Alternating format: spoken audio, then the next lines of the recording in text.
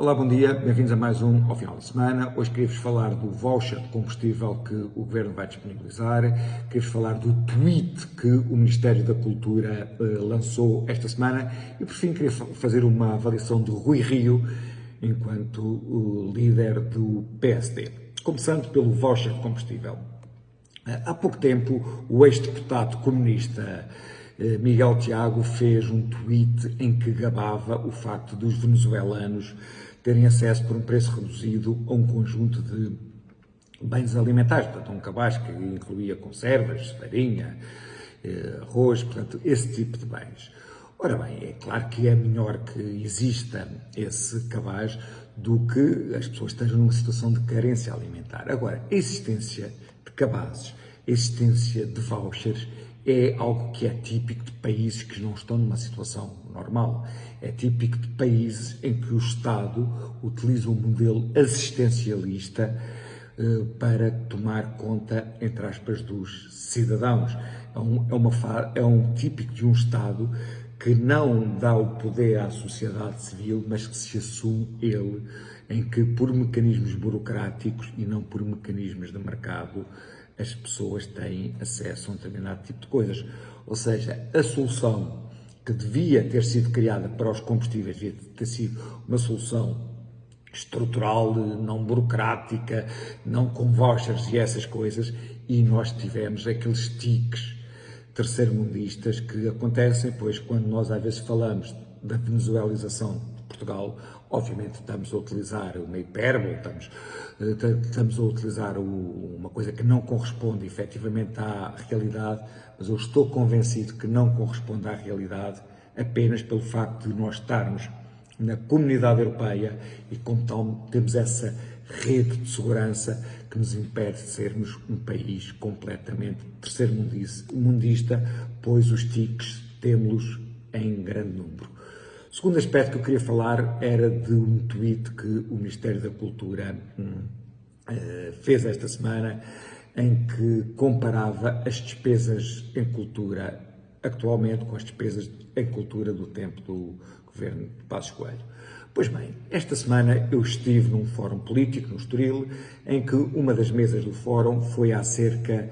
dos países africanos de língua oficial portuguesa. Não se falou do bom exemplo de Cabo Verde, foi limitado ao mau exemplo que é Moçambique e Angola em termos de percurso democrático. São países em que se falava que o problema era que o Estado, ou que parte do problema, era que o Estado tinha sido capturado pelo partido, e eu ao ouvir esse tweet, ou ao ver esse tweet, senti que em Portugal não era muito diferente. Quer dizer, o Estado assume-se como uma máquina de propaganda do Partido Socialista. E mais, se este governo tivesse um bocadinho na cara, de vergonha na cara, trataria com respeito o governo de Passos Coelho, pois foi um governo que fez um programa, ou que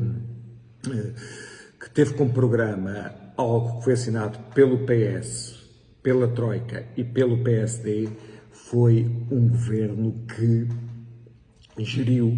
um país que estava falido, tendo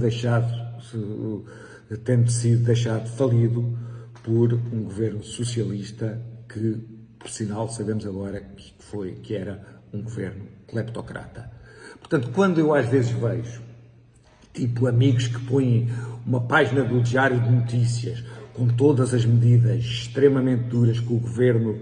do PSD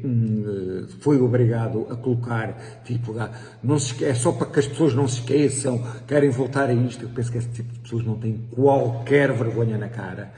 pois parece que o PSD que fez isso como um ato de sadismo para com as pessoas, isso que não fez isso porque houve um conjunto de governantes completamente inconscientes, para além de corruptos, que deixou o país numa pré-bancarrota. Por fim, fazer uma análise acerca do percurso político de Rui Rio. Já não tenho muito tempo para esta análise, portanto, irei fazê-la de um modo mais extenso numa próxima oportunidade. Mas para já dizer que o percurso de Rui Rio foi muito próximo de um percurso que um cavalo de Troia posto pelo Partido Socialista, teria feito à frente do PSD. Pois bem, Rui Rio pegou no PSD enquanto o maior partido português e o seu sonho foi ser número 2 de Costa e destacar-se daquilo que tinha sido a governação Passos